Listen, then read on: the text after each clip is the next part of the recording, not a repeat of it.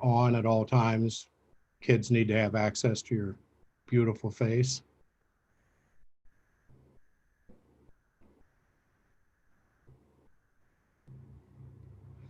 Any questions from the students? We wish you the best.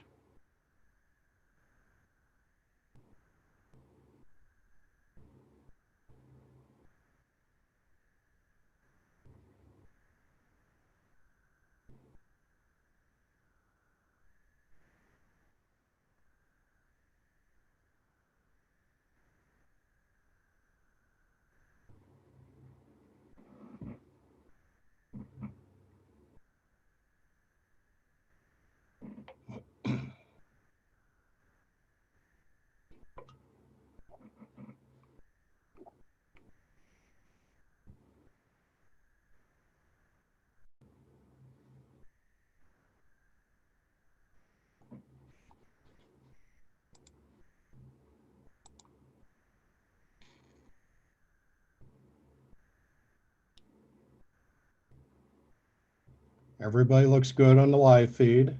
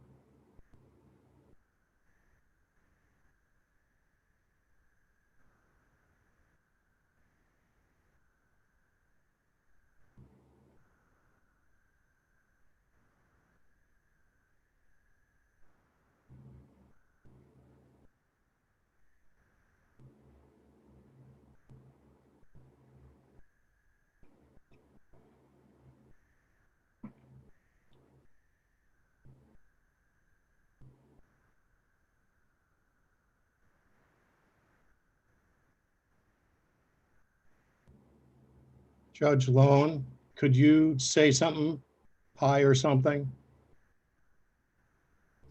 Good morning. Yep. Good. Just checking a couple of quality issues.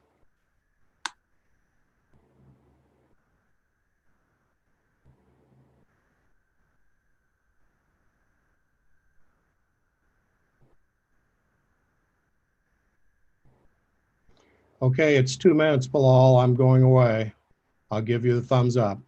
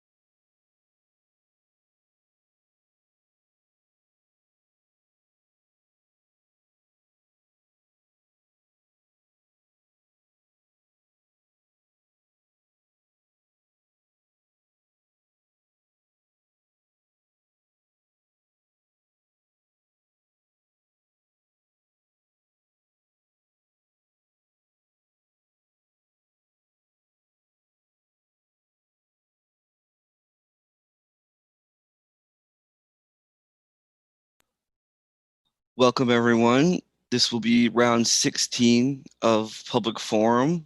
This will be the semifinal round. Congratulations and good luck to both teams. We have first on the con, team N265, and second on the pro, team N349. I think we are ready to get started. So first speaker, N265, whenever you're ready.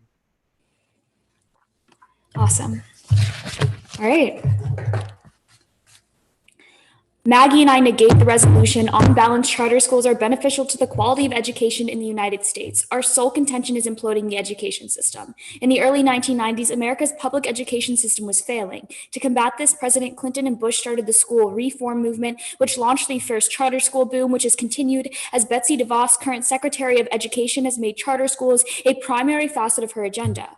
However, this so-called reform has failed to help the neediest students. The Wall Street Journal 19 reports that the achievement gap between low and high income students and white and minority students has grown. Since 2009, for the lowest 10% of students, test scores fell by as much as they improved for the top 10%. Charters have not only failed to close the achievement gap, but have made it worse by harming traditional district schools in two ways. The first is by draining funds. Because money is allocated to public schools on a per-student basis, when a student transfers to a charter school, they take that funding with them. Thus, Ladd of Duke 18 found that district schools lose an average of $3,500 for each student who moves to a charter school. The Network for Public Education provides an example. In California, district schools lost $591 million to charters in 1 year. Lost funds disproportionately harm district schools, as Strauss of the Washington Post 15 explains that district schools have fixed costs like transportation, special education, and food services that charter schools may not provide.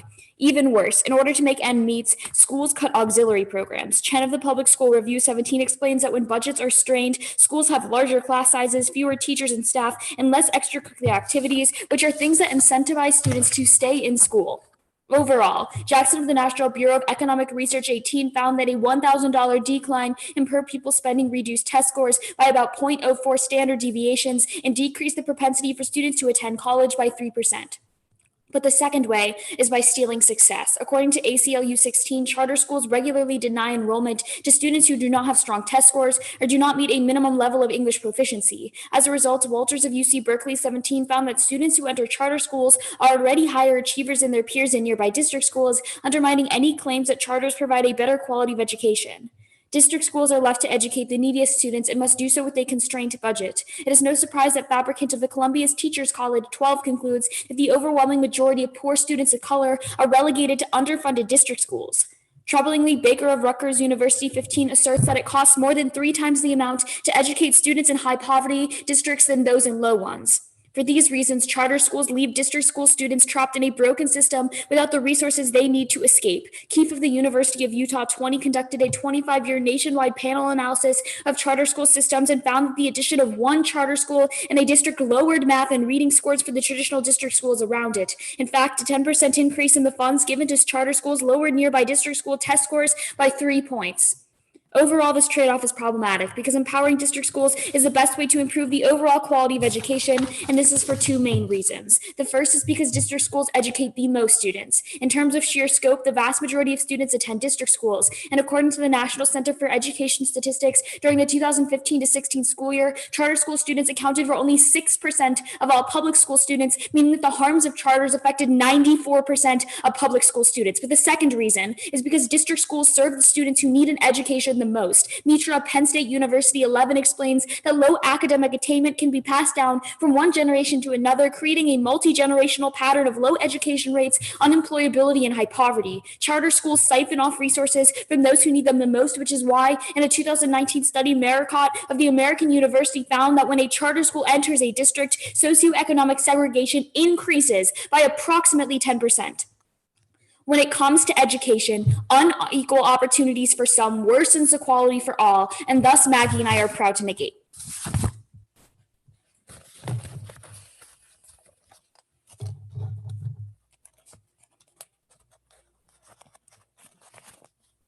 All right, is everyone ready? Great.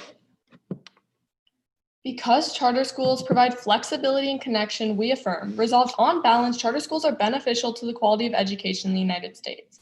Contention 1 is relevant curriculum. Subpoint A is specialization.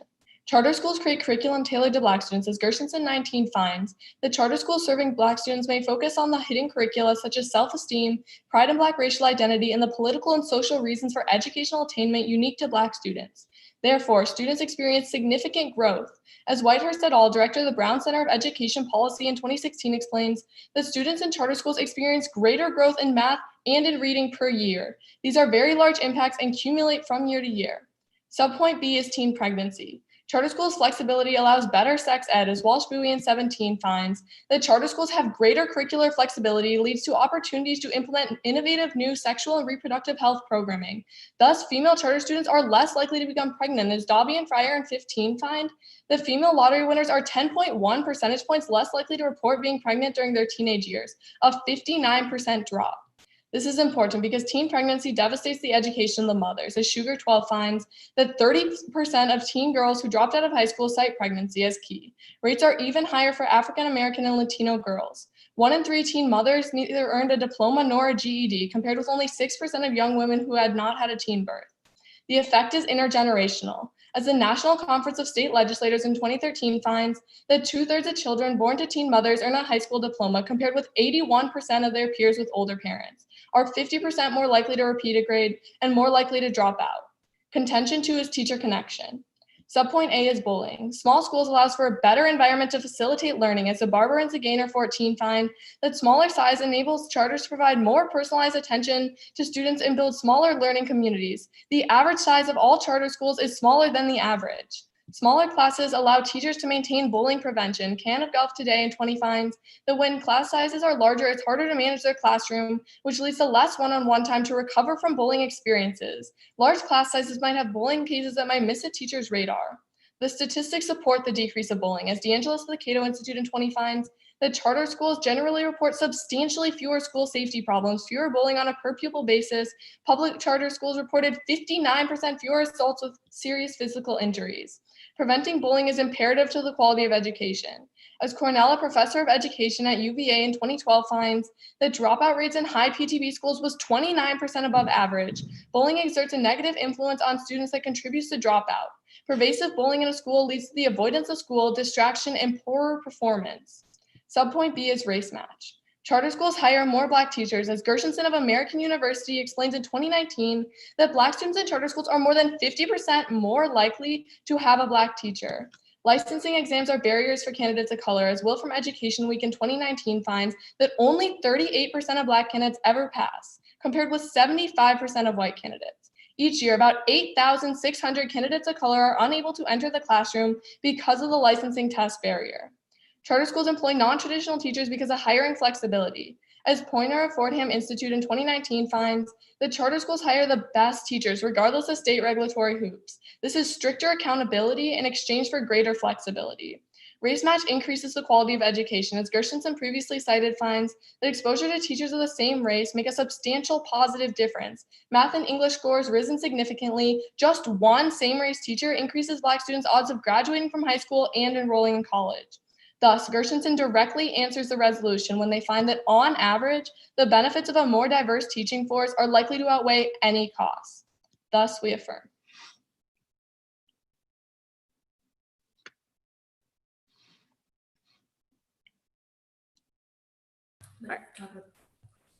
Okay, are you ready for Crossfire?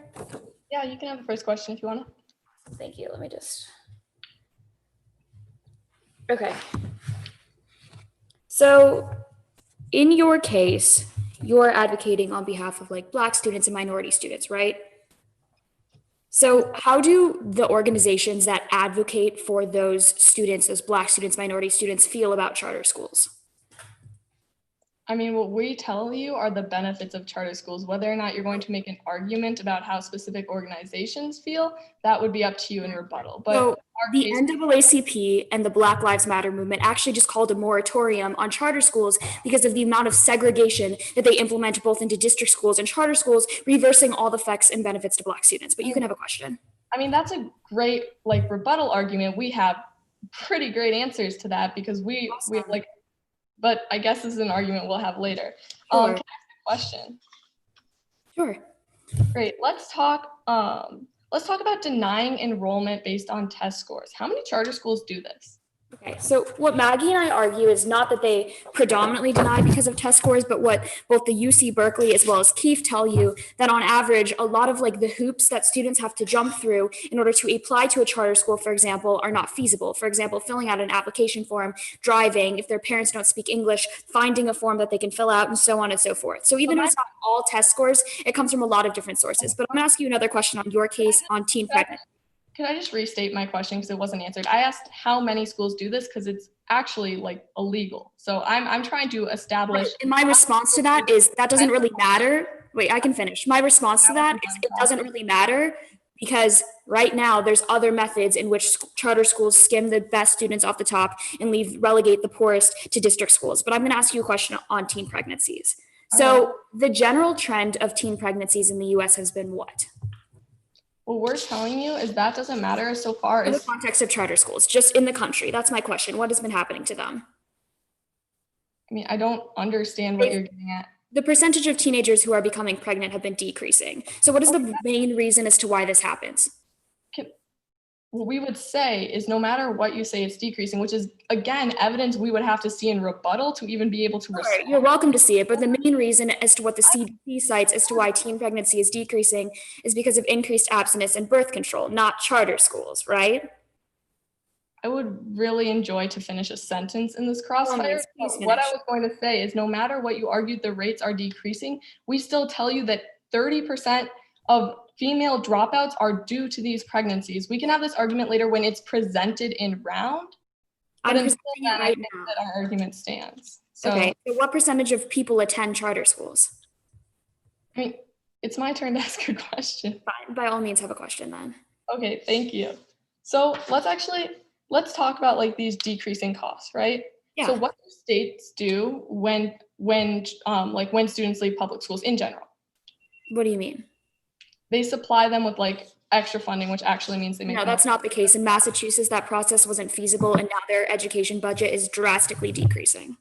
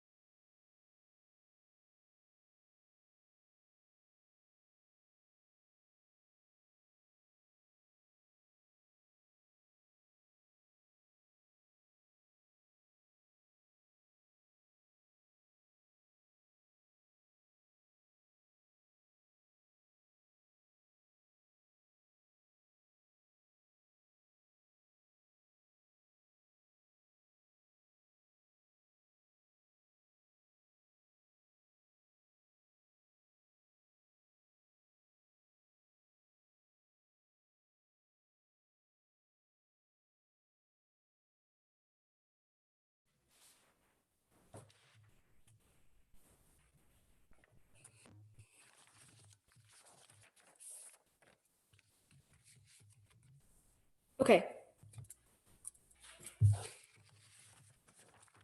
I'm just going down their case. I'm going to start with a bit of weighing, and then I'll just go point by point and I'll signpost from there. Okay. If everyone's ready. Cool.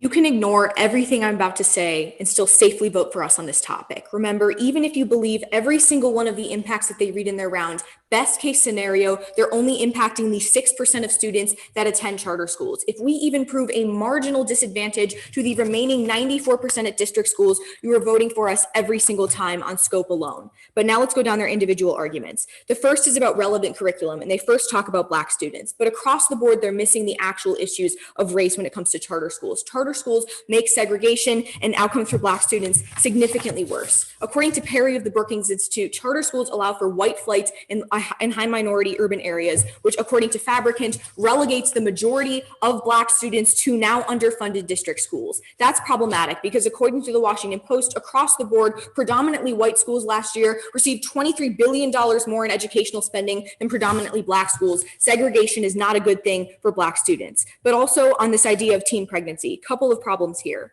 They say that basically this is all due to sex ed. They work backwards from this Dobby card that says that charter schools have fewer rates of teen pregnancy. But Dobby doesn't actually talk about why teen pregnancy is lower at charter schools. We're going to give you a couple of reasons. If you look to the real world, most schools don't even require sex education. According to Guttmacher Institute 2020, 27 states mandate sex education, but 11 of those are abstinence only, which means in a lot of these situations, the sex ed isn't even good. So the question is, why do charter schools have lower rates of pregnancy? We would tell you that the real reason is the skimming argument that we read to you in case. Remember what the ACLU tells you, which is that through subversive admission policies, charter schools intentionally exclude the lowest income and the most minority students. They might get up here and say that that's illegal or schools don't do it, but the issue is that they do it in ways that it seems legal. So for example, their applications are all in English. If you don't speak English, you can't fill out an application. You have to drive to the school to drop off the application. That requires transportation. Sometimes there's an application fee or community servants requirements.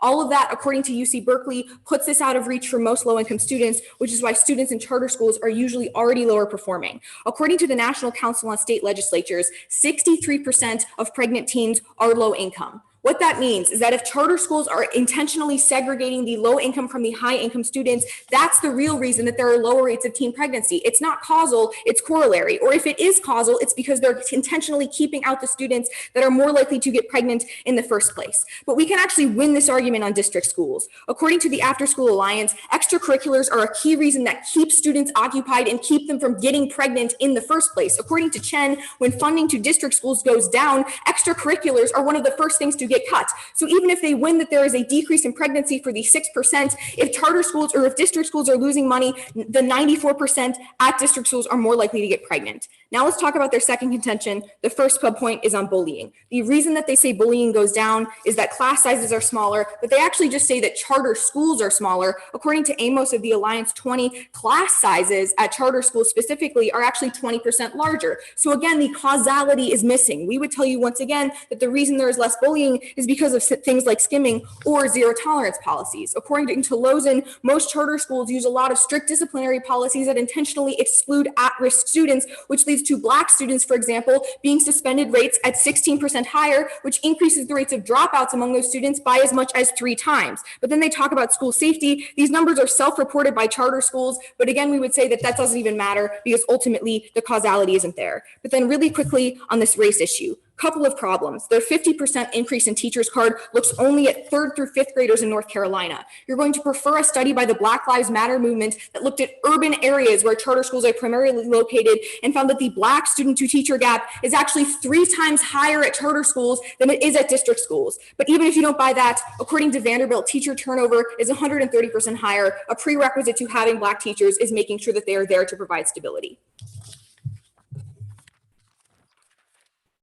Great. Can I see the Amos evidence about class sizes being 20% larger and the 3 times higher representation gaps evidence? Sure.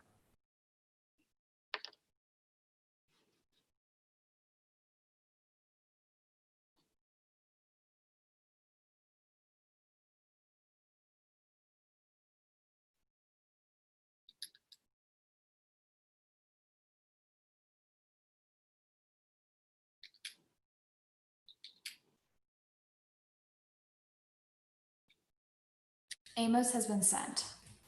What was the other one that you wanted? A study that indicates there's a 3 times higher representation gap. Oh, yeah, sure.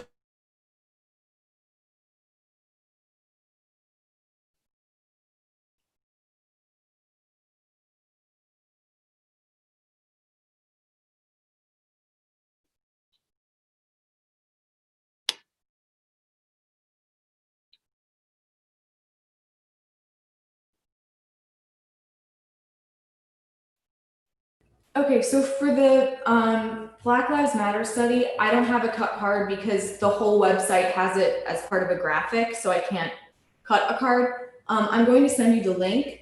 If you scroll down to the bottom, it's obvious, you'll see where it is. And then if you look for If it's going to be a graphic, can you please point us to the paragraph where the graphic is? yeah, that's what I'm doing right now. Thanks. So if you scroll down to the second chart page, I guess at the top it says the purge of Black teachers in cities, and then directly underneath that it has 3 bubbles with a few percentages, and in the kind of middle left it says the representation gap was nearly 3 times larger at charter schools than district ones. And then at the bottom you can scroll down and see that they were looking at Chicago. Maybe you could send us a screenshot of all the parts that you're referencing. Yeah, I think that might be better for interpretation.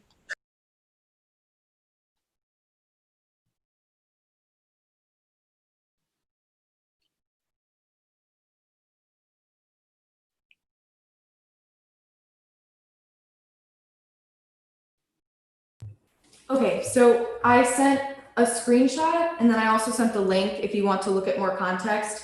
The bubbles are 42%, 20%, 39%, and then the representation gap language that we cite is sort of in the middle there. But then if you click the link, there's other information too if you want more context. Okay. I'll start when I get both of them. I got both of them starting now.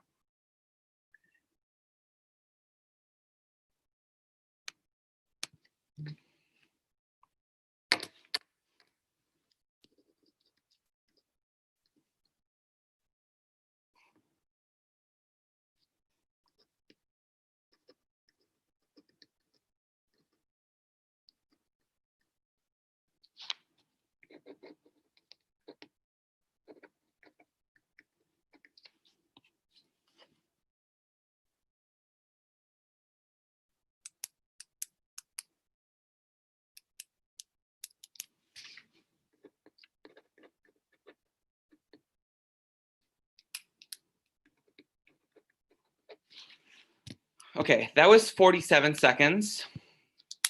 I'm gonna take actually, yeah, I'm good. So the order will be, I'll begin on our case and then go to theirs.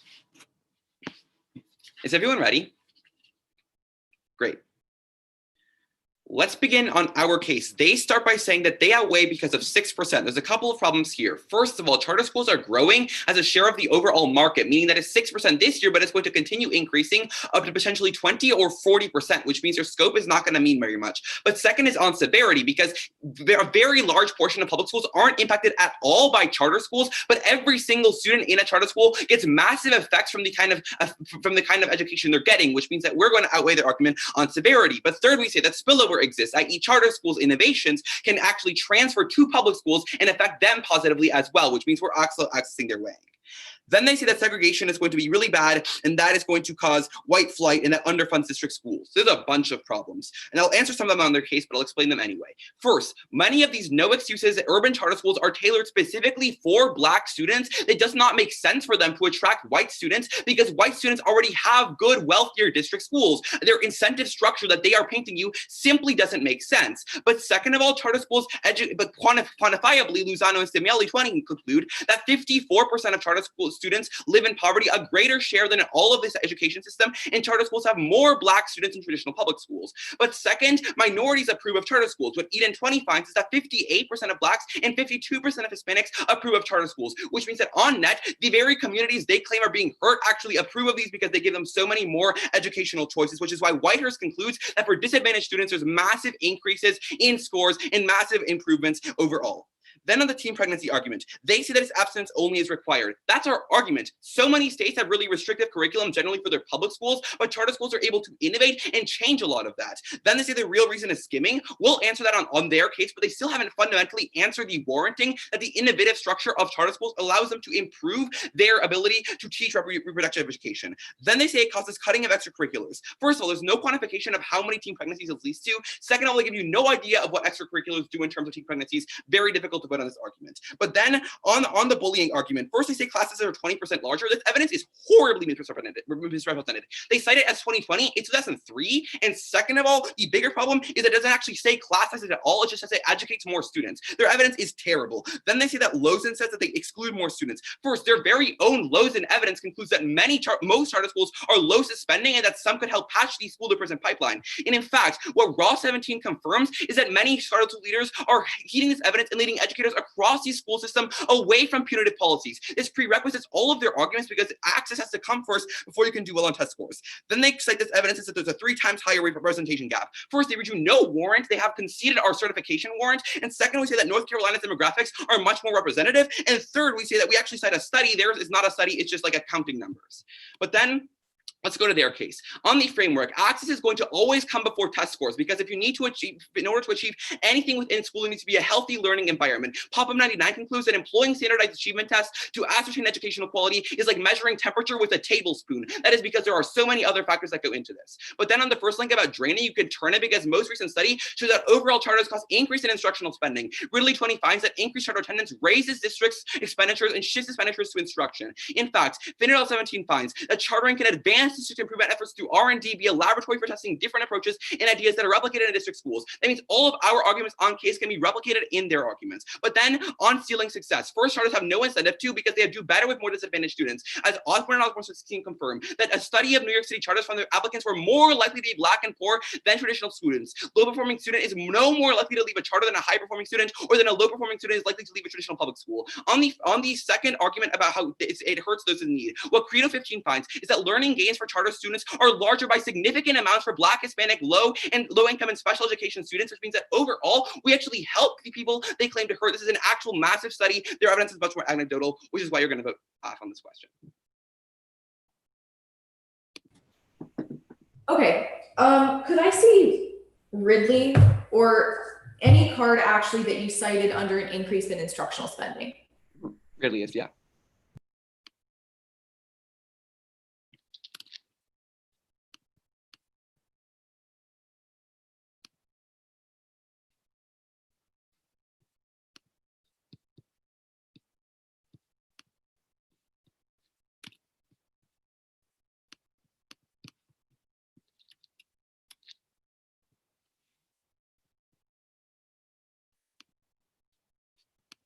I just sent it. We'll start once we get it.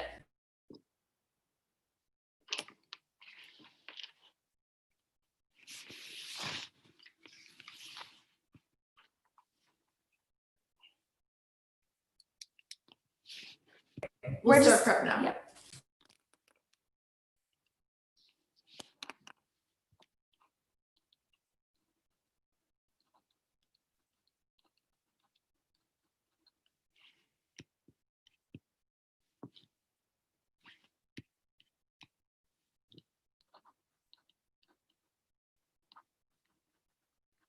This is massive. All right. Thank you. I'll actually talk about that.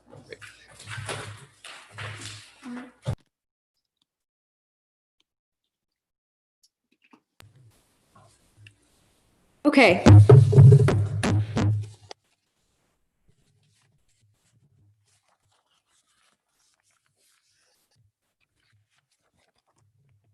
If everyone's ready, I'll take first question. Go for it. Cool. Great. So you mentioned as part of your overview that the charter school market share is growing now, right? Yeah. So how long have charter schools been around? Since the early 90s, but they're picking up a lot more steam now. Okay, so if you say that maybe someday they could get to be 20%, what year is that going to happen? Because it's taken 30 years to get to 6%, right? 2030 or so. I think that's the estimate. I can go check again. Okay. But it's not that long of a time frame, and obviously it's going to keep growing within that time. But Okay. You can ask me a question.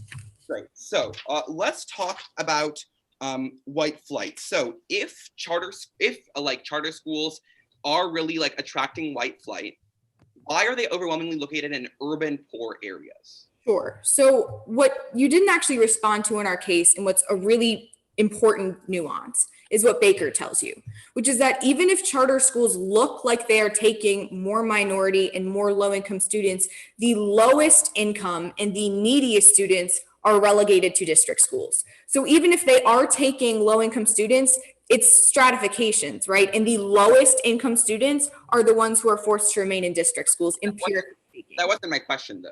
I asked, Sure. you said that there's going to be white flight to these charter schools. How does that happen if they are concentrated in overwhelmingly poor? Yeah, sure. So even if they're in overwhelmingly Black areas, we would still say that through the admissions policies, according to the ACLU, charter schools still are admitting more white students, or at least they're admitting a percentage of them, which means that even if there's a lower percentage of white students at that district school, if they leave, even if it's a small percentage, you're still creating more segregation. But I'm going to ask you a question if that's all right. Okay. So you mentioned that charter schools innovate and that they're really good, especially at sex ed. Can you give me a quantification of how many charter schools teach innovative sex ed? Sure, that's great. So an example would be California. The Walsh and Buie study concludes that on average for public schools, the amount that they taught sex ed was between 50 and 70%, depending on the type of school. However, charter schools taught it at 85% rates. Sure. So California is a pretty liberal state. They already require sex ed. So if you look at other places across the country, in the other 45 states with charter schools, what do the numbers look like there? Well, I couldn't tell you exactly, but I could tell you that actually amplifies our argument, because what our argument is that charter schools can often get around these kind of tight state restrictions. Okay, so that's based on innovation, right? And specialization? Not necessarily, I mean, yes, but not. Okay, so just taking sex ed out of it for a second, how many charter schools actually innovate? 17. I don't know how to answer that question. I can't quantify. Okay, well, I can for you if you want. According to the MPE, in an empirical analysis of every charter school in Arizona, for example, 0 charter schools showed actual innovation, and they conclude that charter schools are using the idea of innovation as a marketing technique. But Sasha can talk about that in summary. She's interrupted me 5 times. All right, we're gonna run part time.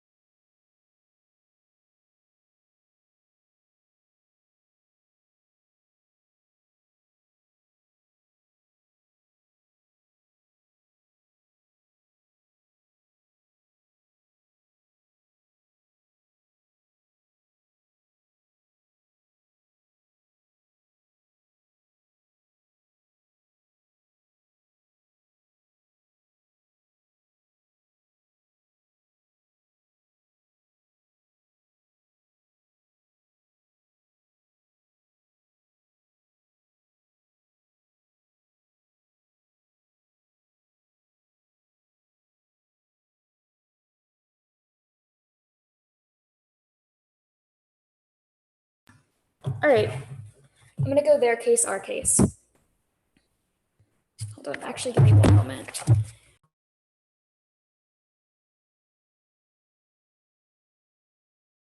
Okay. Everybody ready?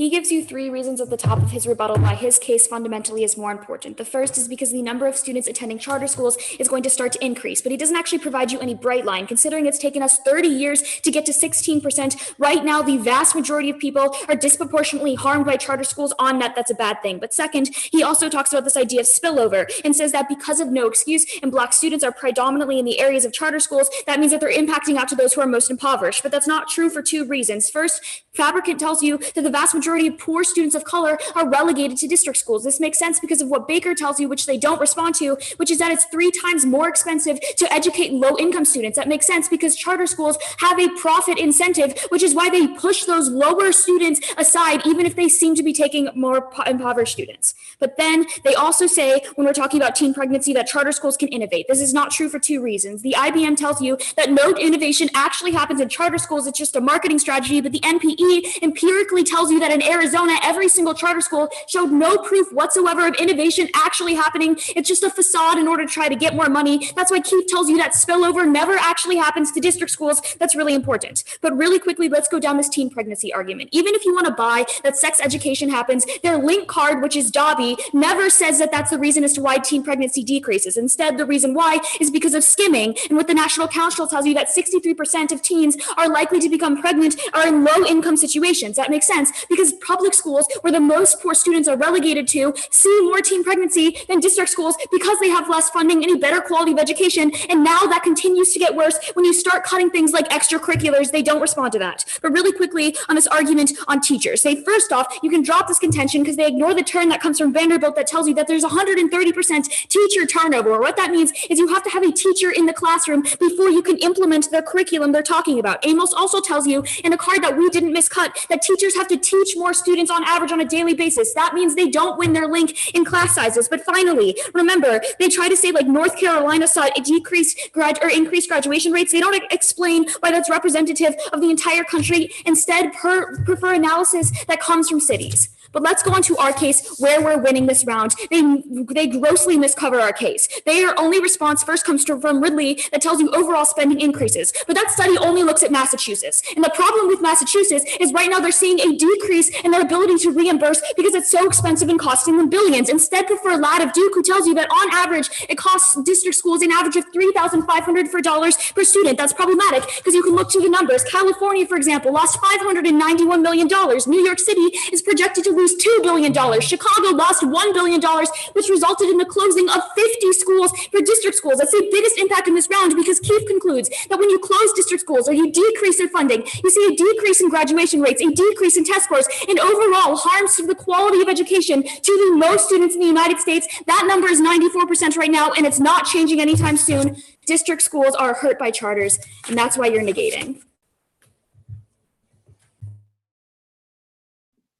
All right, I'll start prep in a second. I'm just going to unmute the call, but it's going to give feedback, so I'll mute myself.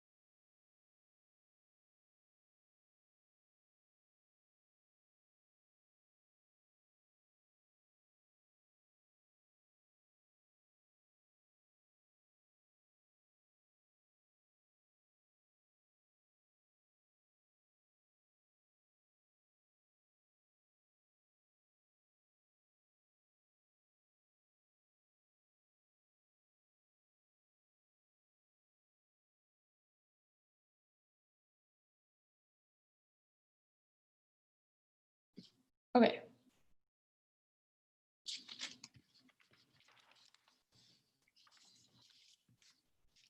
It's going to be our case, their case. Is anyone not ready? Cool. Okay, sorry. Let me set up my timer actually, and then I'm ready.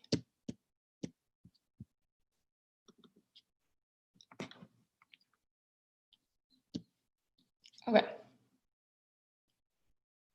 Let's start on the two places in our case that they completely drop and ends them the round. The first is on specialized curriculum, because what we tell you is in charter schools, they have more curriculum flexibility, which means that they can cater to the students in their area, which are mainly Black and low income students, which means that they can cater to those students with their specialized curriculum. What Whitehurst tells you, and this is really great evidence in the comparative that tells you these students have significant achievement gains and do a lot better. The reason you outweigh them here is first on probability, because it is clean dropped in this round, but second, quality of education comes first because you want to give them the quality to move on further in their life. You give them the specialized curriculum. Wealthy students will always have curriculum. You go to the more minority students who don't have curriculum fitted to them. But then let's go, they don't make any responses here. It's really easy to vote. Let's go to the second place they completely drop, which is on the lows in turn, that tells you that charter schools are actually very low suspending. And Roth concludes that charter schools are actually leading public schools away from their suspension policies, which are zero tolerance and very high. The reason we win the round right here is first, again, on probability. They don't respond to it. There's no reason not to vote here. But second, on prerequisite, because if these students are getting expelled from school, there is no quality of education. Test scores don't matter if you don't have the access to the education in the first place. You vote right here. It's so easy. Let's go on to the few answers they put on our case that are like they try to turn it. First, they say there's no innovation. These empirics from Arizona. First, brand new, completely underwarranted. But second, we would say that actually there is innovation spillover. We've seen test scores go up. Arizona is not representative. Our link isn't even innovation. It's a flexibility. But second, they try to tell you that, oh, there's a turn because the teachers teach more, they have smaller class sizes. Really misrepresented evidence. First, it's from 2003. Second, it says they educate more students. It does not say anything about class size. Don't let them misrepresent their evidence like that. Third, they try to respond to this thing about teacher turnover. We say, first of all, this isn't a turn at all. Second of all, charter schools are only 3% more likely. Third, race match only requires one teacher a year. That really doesn't answer ours at all. But let's go down to their weighing, which is really not handled. What they say is we tell you that charter schools are growing to be 20 to 40% of students by 2035. That's the number they ask for. Second, it doesn't even matter because they drop the severity weighing that tells you many public schools are not impacted at all, but all students in charter schools are impacted by charter schools. You vote right here. The severity weighing is dropped. It's really clear. Third, on spillover, they completely missed the boat on the warranting. They say that they make more money and they don't go into poor districts. We say they're not for profit. The incentive is to educate. Osborne is the only empiric saying there is absolutely no skimming. 54% of charters are actually are serving poor students, which means that's actually a lot more than public schools. And Eden tells you that the majority of minorities actually approve for it. Their evidence is not grounded in logic, but on their case, they say it's no increase in instructional spending. What Rigby specifically tells you is they decrease students, which means that yes, their funding increases, but they reallocate it to instructional spending instead of worthless administrative costs, which means overall it's going to improve for them. There's no place to vote for them on this flow.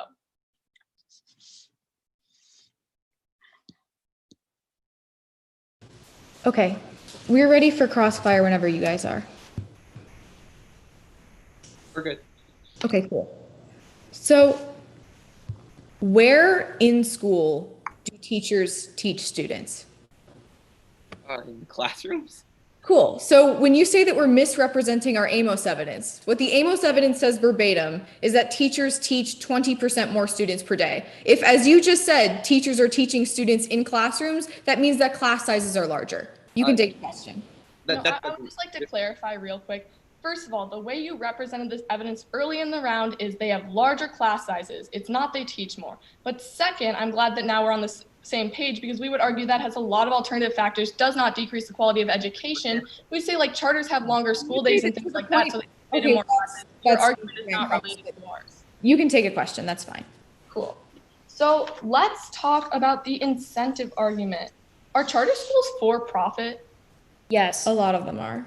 Like, Okay, only like maybe like 5 to 10%. Okay, so I don't know where this was in any other speech, but we would say that an increasing number of charters are actually managed by for-profit organizations. I would love to see that evidence, but that doesn't, our argument still is like responded to before. It's from Fabricant of the Columbia's Teacher College, though I think at this point in the round, it's not really relevant. Can we ask you a question? Sure.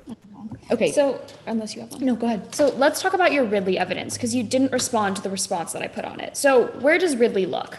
Massachusetts. Sure. So you say because of Ridley, he says they're implementing reimbursement programs, they're not losing money. What's happening in Massachusetts right now? That's not what the Ridley evidence is indicating. Our Ridley evidence doesn't say that. Our Ridley evidence is saying that there's a reallocation towards instructional spending specifically. So we grant you all the argument that overall funding can go down. That is fine. Our argument, however, is more nuanced than that, because what we're saying is not just that funding can go down, but the actual amount that gets. So really quickly, just to clarify, what we're saying is that Ripley took a study in Massachusetts. Massachusetts is one of the very few states with reimbursement policies, which skews his numbers. However, what you guys didn't talk about is what Sasha mentioned, which is that since the study came out in 2018, according to Commonwealth in 2019, the reimbursement policies that you're talking about bankrupted the Massachusetts education system and mean that Ripley's findings aren't going to be applicable anymore, right? And that's why you're preferring Keefe every time, because he looks at the entire nation, taking into account all of the reimbursement policies that exist. Right, so you would say that that's always going to be a better piece of evidence. Plenty evidence, but more importantly than that, we say that none of your evidence actually speaks to the question of instructional spending. All of your evidence is great evidence about decreasing funding overall, but it doesn't answer our warranty. So it does actually. It does, yeah. According to Jackson, a $1,000 decrease in per pupil spending results in a decrease in test scores and what's graduation important to rates. remember, going off of what Sasha just said, is that according to Keefe, as a direct response of the decreased spending, he finds correlations of decreased test scores and decreased graduation rates. You can tell us that it has nothing to do with teachers, but the numbers are very explicit. We think instructional spending is much more important than That's fine.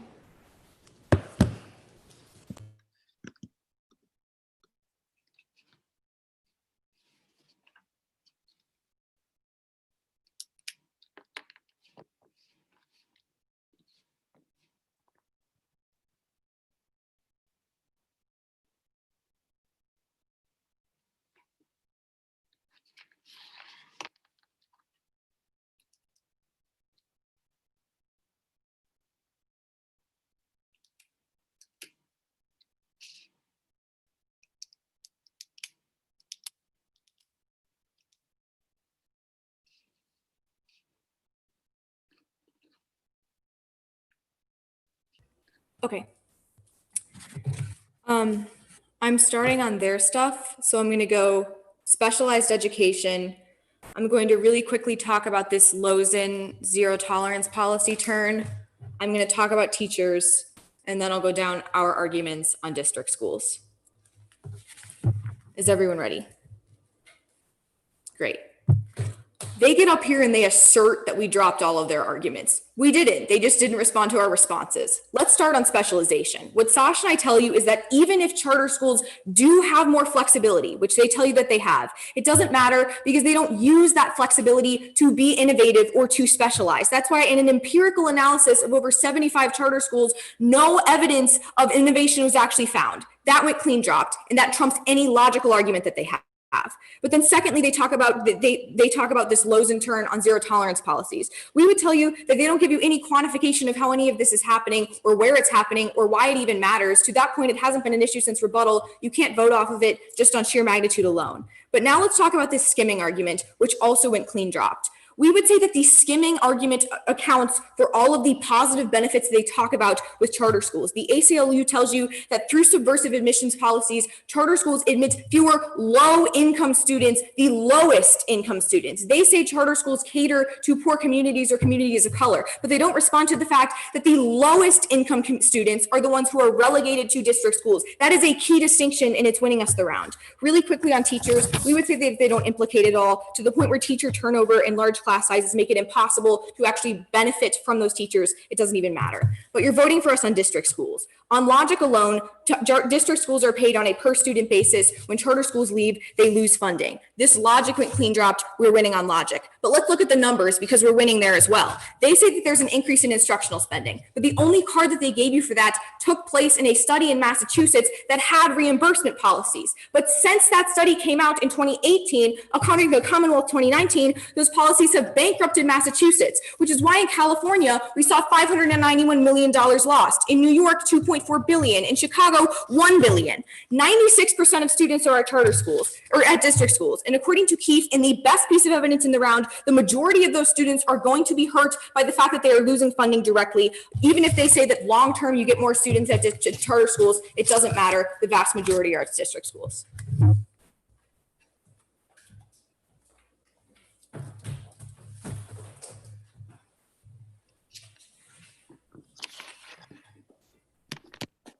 It's going to begin in our case, then go to theirs.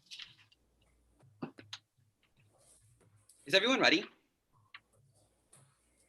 There are two simple places where you can vote for us on our case, and the first is going to be on zero tolerance policies. What the Lozen evidence indicates is that charter schools are overall low spending, but the Roth evidence is key and it is conceded. What it tells you is that charter schools are currently moving schools across the system, including public schools, away from zero tolerance policies and stopping suspensions. That is super important because what the weighing that Ava gives you is conceded on access. In order to get the higher quality education, in order to get the higher test scores, you need to be in school in the first place. And that starts with ending these bad policies. They make these new responses about us not quantifying, not giving you an idea of the scope. The Roth evidence is actually incredible on this question. It tells you all across the system, schools are moving away because charter schools are leading this system, leading away from zero tolerance policies. Very easy place to sign your ballot. But then let's cover all the arguments they make against our case. They first say innovation doesn't happen. They haven't answered a couple arguments Ava makes. First, there's no warrant as to why innovation doesn't happen. That's literally charter schools a niche. This doesn't make any sense. Second of all, it's only about Arizona. It's not responsive to the idea that in urban schools there's massive gains in achievement because curriculums are more tailored towards Black students. That's not innovation. That's just being a better school. But then they say that there's going to be skimming, but they've dropped the Osborne evidence, which is the only empirical on the evidence on this question, which concludes that the skimming is not real. They actually have more Black, more poor students. They say it's worse for the lowest income. They don't quantify what this actually means. Overall, they can see the incentive structure of charter schools is to educate lower income students because they do better within charters, which means they're always going to have more of these low income students. But then they say that's all the arguments they make against our case. What we tell you is that overall you can vote for us here. On their case, they've mishandled Ridley, and it's very simple. They tell you that overall funding drops and that reimbursement isn't true anymore. Ridley isn't about reimbursement. Ridley is about the competition forcing charter schools to allocate money towards more instructional spending for teachers that goes towards students. Even if you buy all of their arguments that overall funding goes down, it does not matter for your ballot because at the end of the day, the funding that actually goes towards students and goes towards teachers actually goes up when you have the more competition from charter schools, which means you're always going to sign an F ballot. Thank you. Nice round, you guys. Great round, folks.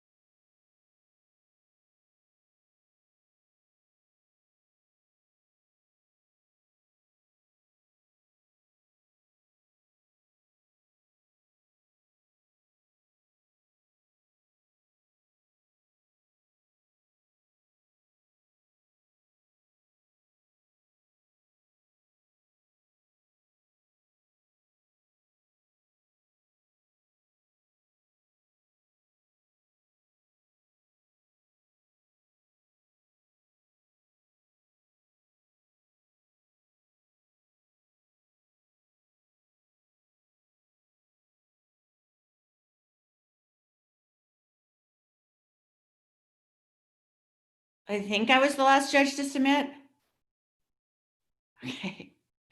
All right. Well, congratulations, everybody. This was a really great round under very different circumstances.